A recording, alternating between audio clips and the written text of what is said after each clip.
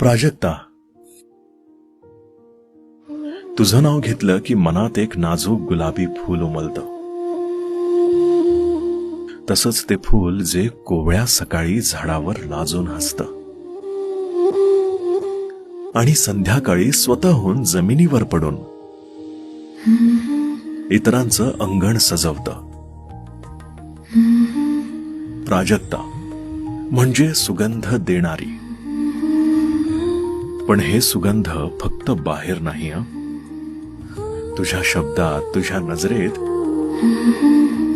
आणि तुझ्या स्वभावातही दरवळतो. प्राजक्ता, तू आहेस ती अशी गोड, शांत आणि तरी आतून खूप खोल. प्राजक्ता, तुझं बोलणं म्हणजे कोणावरही न सांगता पडणारा हलकासा पाऊस. आणि तुझं अस्तित्व म्हणजे उबदार